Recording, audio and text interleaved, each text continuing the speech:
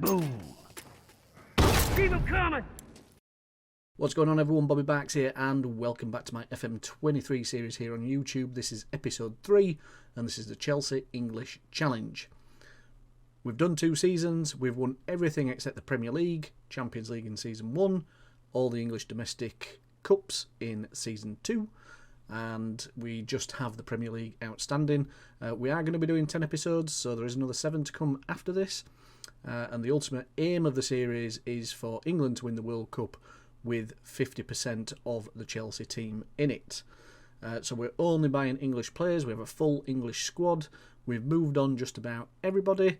We've had another summer transfer window, which I will run through with you now. So we made some interesting signings. First player to notify you of who we bought was Aaron Ramsdale, which I'm really pleased about. I think I told you in the last episode, I consider Aaron Ramsdale to be the best English goalkeeper on the game. So the fact that we managed to acquire him from Arsenal, he'll probably be our goalkeeper now for the rest of this series. I don't really see us changing from that. It cost us a pretty penny though, 52 million, which I don't think is that bad in the game. I mean, I've seen him go for over 100 million in other saves that I've got. So the fact that we managed to get him for 52 from Arsenal, which is a Premier League rival, and with him being English obviously as well, so 52 million well spent there, I think. And like I say, I won't need to buy another number 1 English goalkeeper unless some absolutely super duper regen comes through. We bought Tino Livramento back to the club. So he was a Chelsea Academy product who moved on to Southampton in real life a few years ago, and we've brought him back to the club. Again, cost us a pretty penny, 40 million. I think that's actually a buyback clause that Chelsea have got in real life, which I activated, and as you can see now, he's worth between 74 and 84 million. But he's going to come in with competition for Reece James.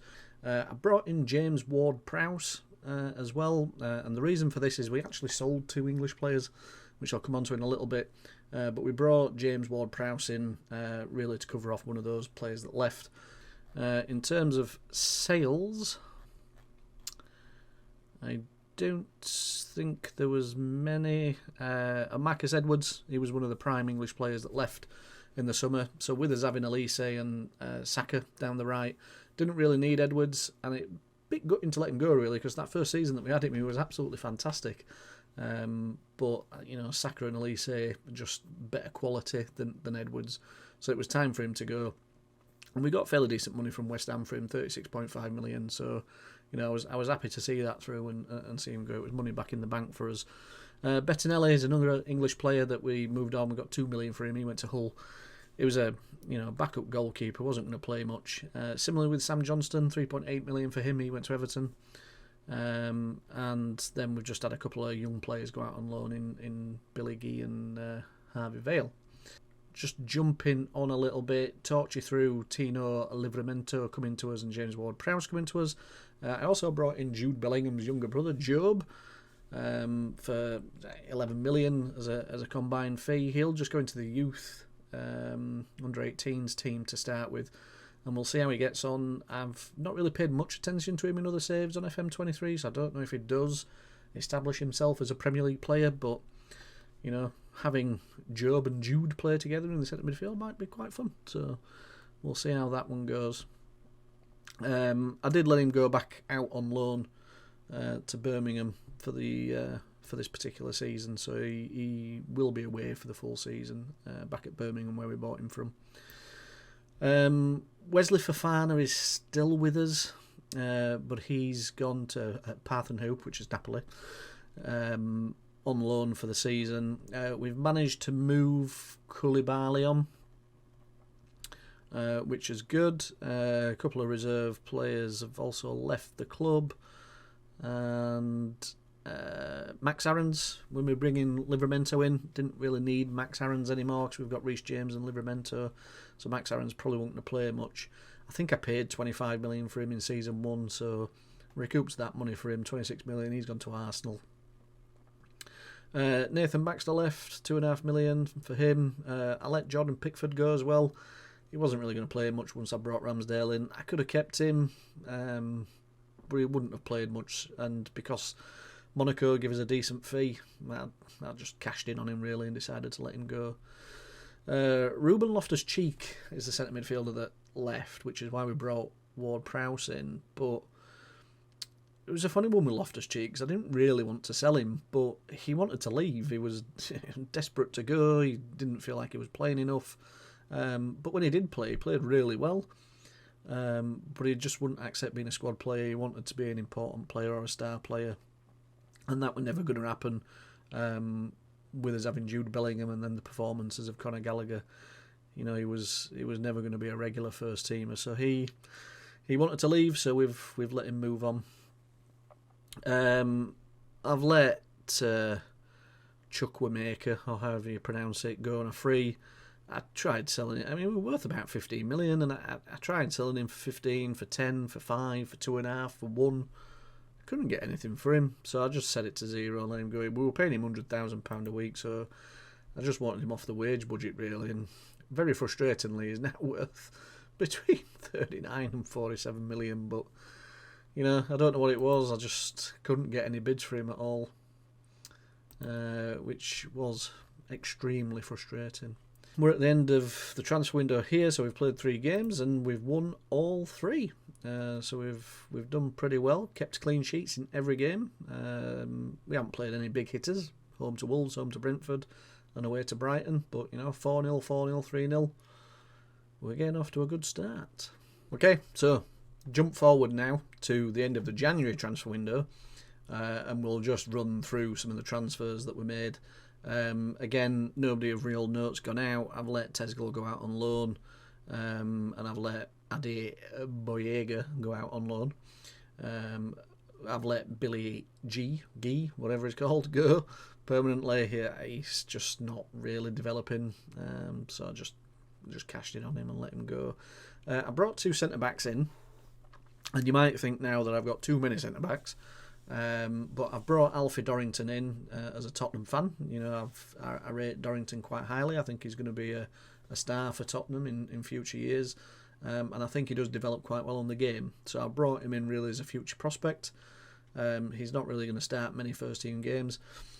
And John Stone's become available from Man City, who in the short term I think will just provide some experience to that defence. Tomori's pretty good. His valuation keeps dropping for some reason, despite his average rating's been above 7. Chalabar's been exceptional for me, you know, compared to my expectations of him. I didn't think he'd be as good as what he's been.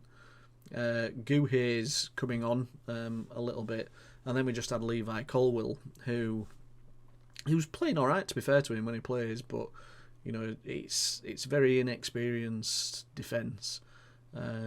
So I brought John Stones in to add a little bit to that, and taking him away from Man City as well, I think was an added bonus. Man City obviously won the league last season, and we're going to be competing with them again this season for the Premier League title. I'll start with the Champions League, where we played some strong teams. Really, actually, I was a bit surprised. We started it off with Bayern Munich at home. We've got a 0-0 draw. 2 German teams played them both at home. 2 top German teams as well. So we got a 0-0 draw with Bayern Munich. We beat Borussia Dortmund 3-1. We then went to Celtic away and won 2-0. And then we were away to Sevilla in Spain that we won 2-0. And then we were away to Capitaline, or whatever they're called, which is Roma, essentially. So, yeah, 3-3 draw with them. And then Ajax away. Another tough game, really. But, you know, got an away draw there, 2-2. Then we played Maccabi Tel Aviv at home, which spanked them 8-0.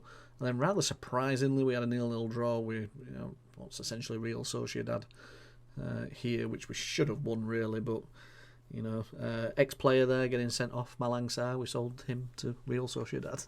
He got sent off on his return to Stamford Bridge. Bless him. So in terms of the Carabao Cup, we had some tricky encounters here. Plymouth obviously was easy, 4-0. Man City away, rather interestingly, I had a second string out. It was right in between some Champions League games, I think, that I needed to win. So I put the B team, second 11 out, whatever you want to call them, and they turned it on. We won 2-1. So pretty impressed with that. And then we went away to Wolves, bogey team. and we won a penalty shootout there. I mean, I would have been absolutely livid if we'd have beaten Man City and then lost to Wolves. That'd have been very frustrating. And then we got Newcastle in the semi-final, which we were played away first, and I was panicking a little bit, but we turned it on again. And as you can see, I generally do put a second string out here in these games. We won the Carabao Cup last year. We were just putting a second 11 out. So we're going to repeat that again this season.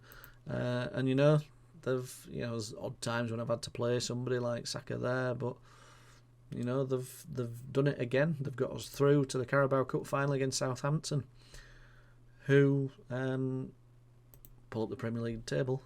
Southampton are bottom with 1 win, so we should win. In terms of the league, we're behind Man City, 6 points behind them with a game in hand, so it is pretty tight. Liverpool are on the same points as us. They're essentially 6 points behind Man City. So it is pretty tight. Wolves are up there. Look, Wolves are in 4th. Unbelievable. Bogey team for me, but they're a good team in the game. Just so you know, we won the Community Shield. Beat Man City 3-2. And in the FA Cup, we've had a 4-3 win at home to Blackpool. I give Tezgel a start in that game, by the way. But yeah, we had a good 4-3 win. I actually brought Tammy Abraham on, and he went and scored a hat-trick. Because it was getting a bit hairy here. So Tezgel scored in the 19th minute. Luke Harris equalised in the 45th. Garnacho made it 2-1 to Blackpool in the 55th. And that's when I decided to bring Abraham on. And then he made it 2-2 in the 62nd minute. They went 3-2 up in the 72nd minute. And then Abraham scored a goal in the 80th and 85th minute to give us the win. So it was a bit twitchy bum time. And we're away to Cardiff in the 4th round. So, how did we get on? Well, we went to Cardiff and we won 5-1. And Cardiff played quite well, to be fair. 15 shots. We pretty much had a second 11 out, as we do. But Calvert-Lewin bagged 4. So we progressed to the next round. But who did we face? Manchester City. And we won 4-0. I put out a first 11 for this one. I really wanted to beat Man City. And we played really well. I think this is probably his best game of the season, to be fair. At the time, Man City are top of the league. We're second. And, we absolutely dominated them. Great performance, great result. And then on to Leicester in the quarterfinals, where went back to mainly putting a second 11 out. Had to play a couple of players like Bellingham and James, but we beat Leicester 3-1 in the quarterfinals, through to the semis, where we give Leeds United a good hammering. They didn't play too bad, didn't Leeds, but our XG in this game were 4.5. We were on form here again. One of his better away performances of the season, if I'm honest. We had Calvert-Lewin on the left and Oxlade-Chamberlain on the right. We were struggling for fitness for some of these players. Fitness and fatigue was just playing a huge part towards the back end of the season. And we've got Liverpool in the FA Cup final, which I may do as a live com. Did we retain the Carabao Cup? Well, no, we didn't. We lost to Southampton, who, when I spoke to you earlier in this video, had only won 1 league game. When we played them in this fixture, they'd only won 2 league games. And Che Adams absolutely blitzed us in the first half. We were 3-0 down at half time, and I just, I didn't really know what to do. The team was shattered. Henderson's had a mare in goal. A couple of players have played decent, but they just let themselves down, really. They've proved that they're good enough, and then when they play bottom of the table, we've lost. So Southampton are bottom of the table, and they've qualified for the Europa League. Speaking of European competitions, how did we fare? Well, in the round of 16, we drew PSG. And this was the game right before the Carabao Cup final, and I think this might have been why I cocked up. Because I selected this team, this starting 11 here, thinking it was the Carabao Cup final. And I don't know why I did that. I don't know what we're playing through my mind at the time. But I fucked up. I picked the wrong 11. And then I didn't want to pick the starting, the first 11 for the Carabao Cup final because we were playing the home leg against PSG straight after.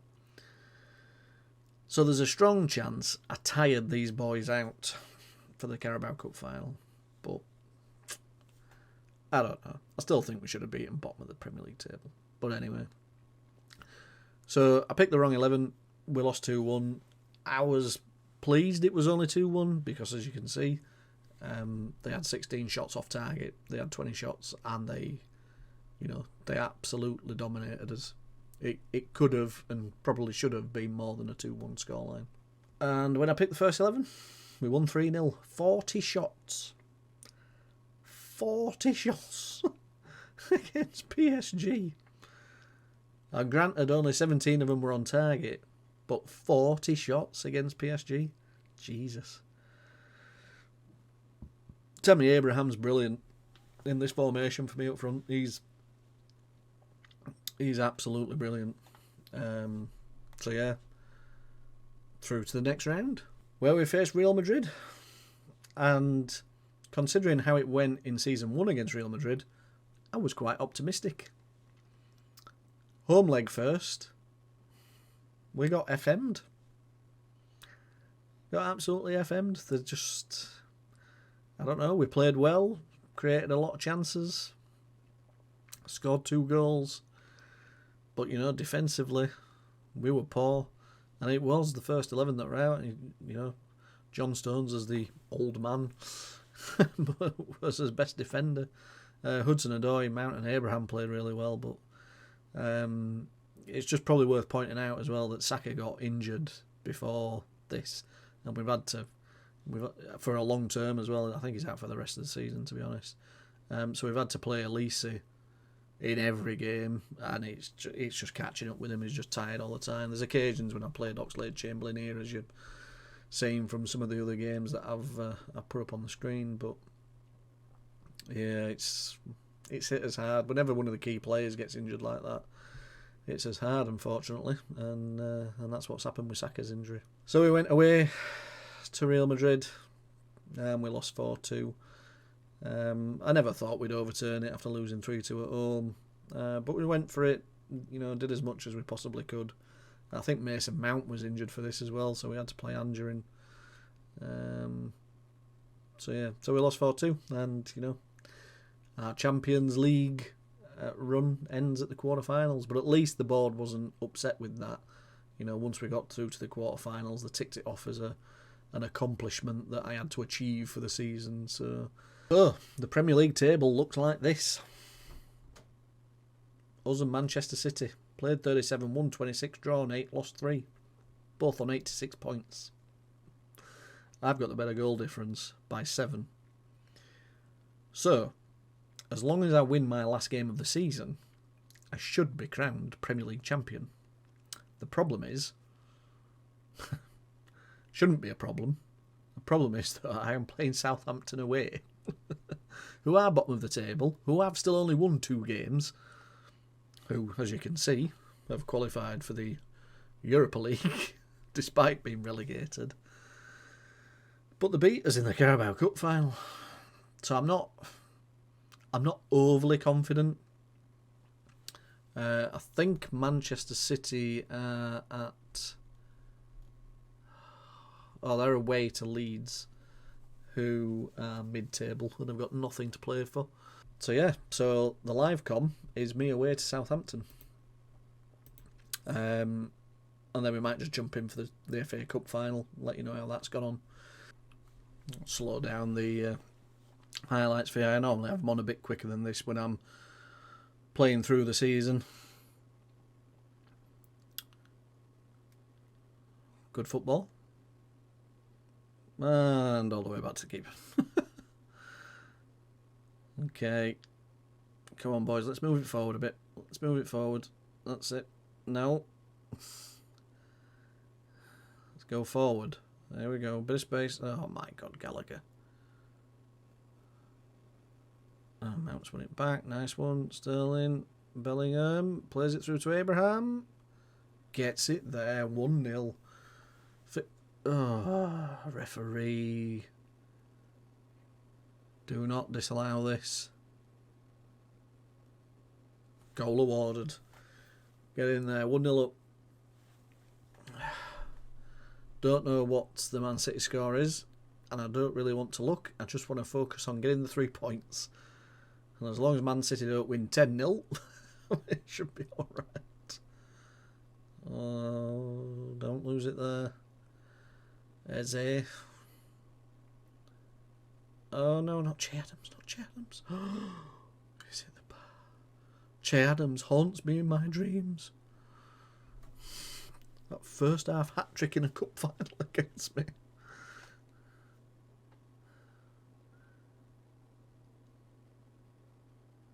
Nice one, Ramsdale. I mean, to be honest, like I say, it was the second 11 in the Carabao Cup final, and they'd just come off a trip to Paris unexpectedly.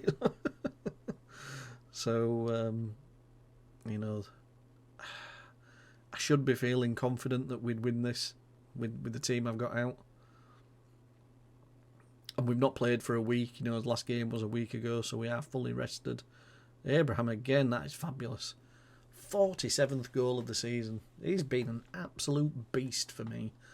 And you know what? When Calvert-Lewin's come in and covered him, I think Calvert-Lewin's got 30 goals this season as well. You know, they've been fantastic. And like I said to you in the last episode, I didn't want to pay 50 million for Calvert-Lewin, but he's been worth the money. As daft as that sounds, 50 million for a backup striker, but he's performed. It doesn't feel like too much of a loss when Abraham's not there. If he's tired or injured, you know, when I've put Calvert-Lewin in. Abraham's away again. Oh, is it the post? Oh, Mount's put it in. It's 3-0, and we should be on his way to the Premier League title here, which I'm really pleased about, because I was starting to panic a little bit that we weren't going to get there, because it's going to be difficult to improve on this team now, not unless somebody extraordinary becomes available. Like, oh, Abraham, there you go, my son. Is that a hat-trick? It is. Anything Che Adams can do, Abraham can do too.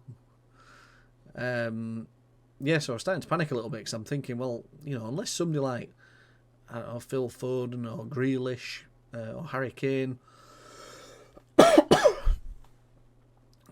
becomes available, it's going to be difficult to improve on this team. And if I'm not going to win the league with the team I've got now, chances are I'm never going to win it. And I think that's probably unacceptable from a Chelsea perspective, that they're expecting trophies every season. So I need to win something.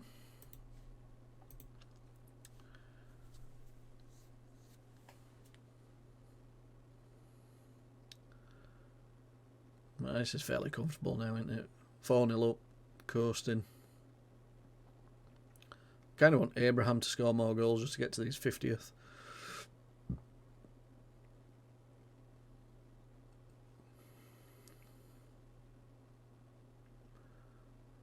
Oh, there we go. He's away. Oh, is it the post again? Oh, Mount! What happened? Mason Mount. So you know, there's potential for me to bring in other players that will be like squad. You know, like Ward-Prowse were this season. That, you know, when I brought him in. So there's potential for me to bring in players of a similar calibre to that'll just be squad players, but you know, they're not really going to improve us. There's not many players I can buy now that's going to improve us. I'm trying to keep my eye out for regen, you know, English regen players that look like wonder kids, or players that can develop into to very good Premier League or world class players, but I haven't really seen that many. I'll go through the youth intakes with you after this game, because there is Abraham again. No, you're not disallowing that. He wasn't offside, it came back. Curled back towards him, he can't have been offside there, surely. What? Okay. Yeah, we got a player through the youth intake, and the youth intake originally come up saying it were going to be below average, so I was a bit, alright, here we go. And then when the youth intake arrived, it was average. But there were one player in there that, oh, fabulous, look, 5-0. One player in there that stood out, I can't remember his name now, but once this game's finished, I'll show you them. I'll show you that player in particular. I think there were two that stood out above the others, and I signed them all apart from the good intake that they refer to. So anyone that was excellent or very good, I've signed up, but all the rest I haven't. Let's make some subs, bring some players on. Hudson-Odoi deserves some celebrations. Ward-Prowse has been a big player for me this season. Chalobah can come on for Stones. All been big players for me this season. Deserve to be on the pitch when we hear the final whistle and pick up those Premier League medals.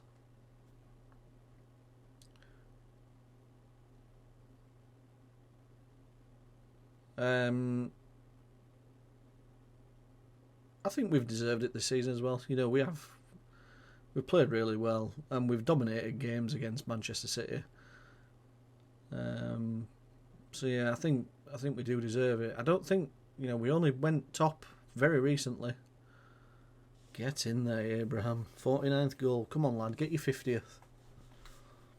That's 50 goals in a season. I know we've still got the FA Cup final to play. Oh my Christ, the subs haven't even come on yet. I know we've still got the FA Cup final to play, so you could get it in there, but I'm expecting a tight affair against Liverpool in the FA Cup final.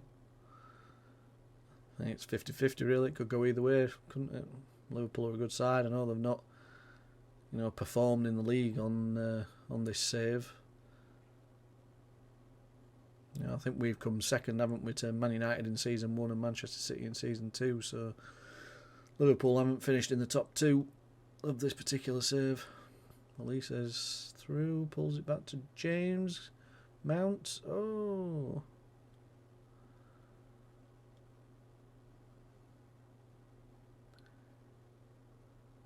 So yeah, let me know what you're thinking of this series. You know, I know I'm not done Football Manager other than this series in the past, despite it being one of the games that I've loved for a majority of my life.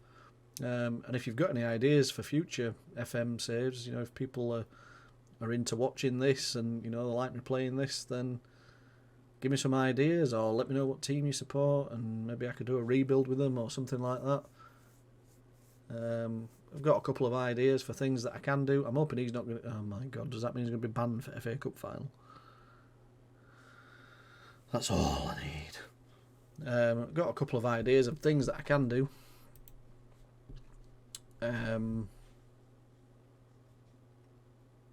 Yeah, so, but, you know, open to listening to things.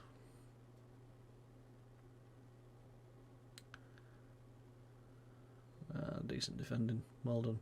I don't really want to concede in these last couple of minutes, but I'm probably gonna. Nope. That should be it. That is. And Leeds beat Man City 3-1. Jesus. That's it, boys. Get stepped up. Take a bow.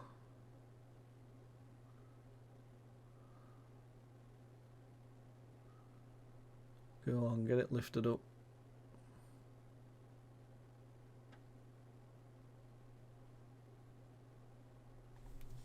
Yes.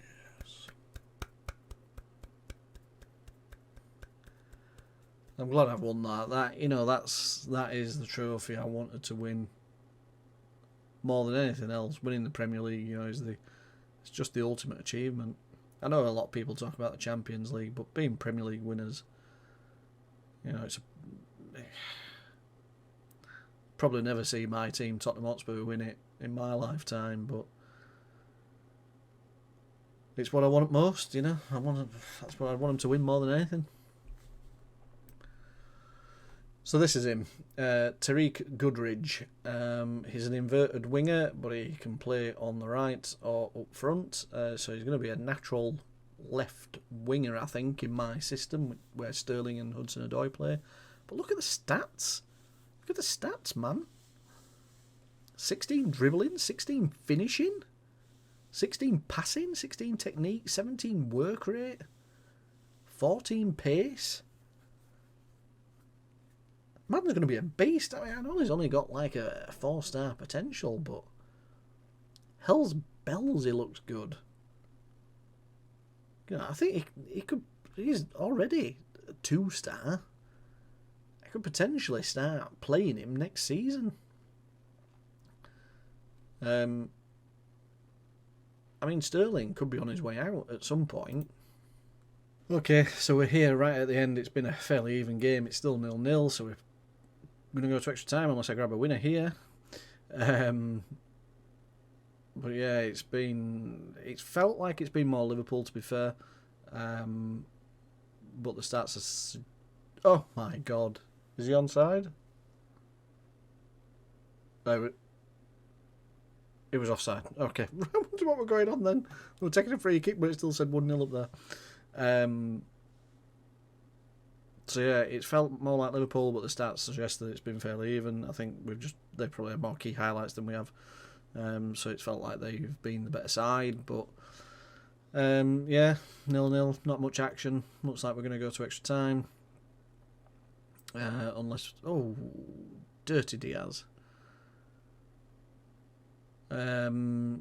Yeah, so Ward-Prowse came in for Bellingham. And with John Stones... That's terrible. With John Stones cup-tied, Chalabar's playing. So, let's do that one and see how we're getting on. Sterling's feeling nervous. I'm probably going to bring Hudson-Odoi on, to be fair, because he's played well when he's come on, and Sterling's feeling the nerves. Nice one, Elise. I mean, he's played well, to be fair to him, when, you know, Saka's been out injured. He's come in and played really well as Elise. I'm quite pleased with him. I like it, you know. Marcus Edwards did really well when he was there as well, so I think whoever's played on that right hand side seems to have just adapted to the system, and we've got the most out of him. Okay, we're at half time. Second half.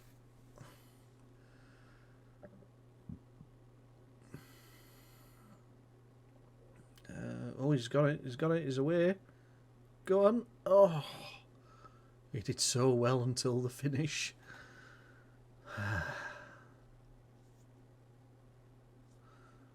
This is going to go to penalties. You're going to get a penalty shootout live. Live penalty shootout reaction.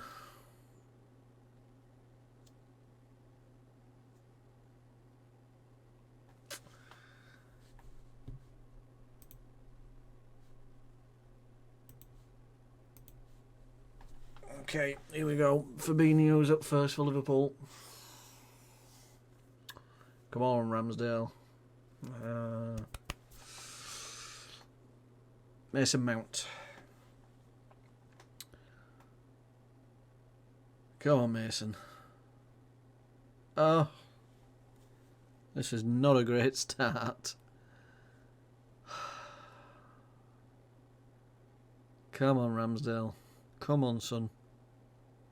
Oh, I thought he'd saved it then. Oh, Tammy Abraham. My main man. Didn't get his 50th goal. Oh, what a penalty. What a penalty. I have absolutely no idea who this is. Moretti. He steps up confidently. It's gone.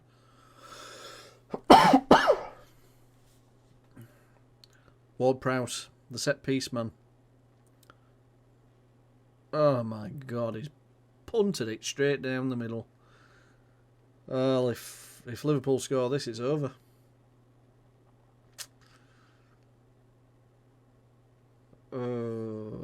Diego Jota's coming up to take it. He came on for Darwin Núñez. He went off injured. I crippled him.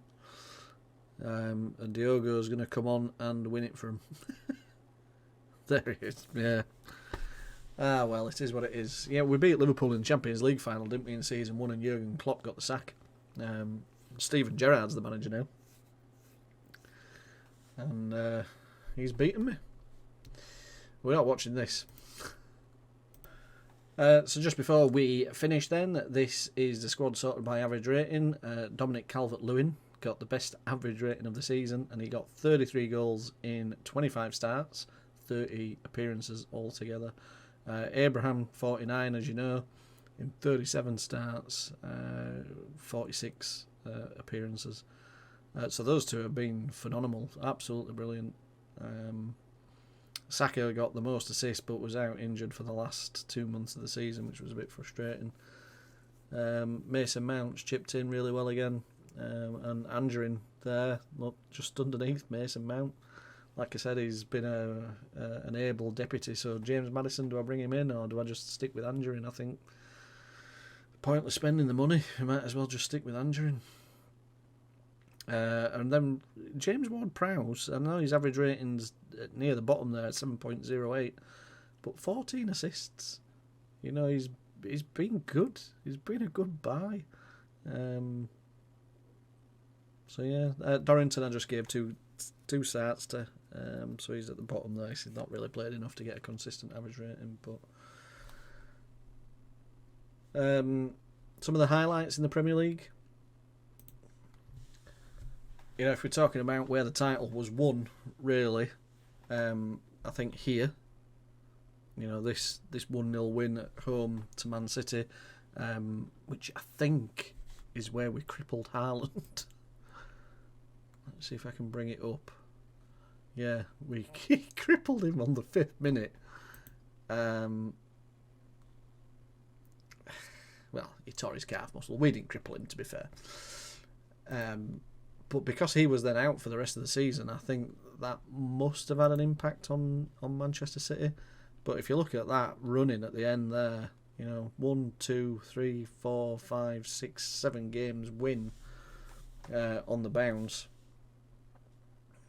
That was brilliant. In fact, his last loss come 18th of January away to Liverpool, and from then on, brilliant revenge against Arsenal, which were a bogey team for us last season.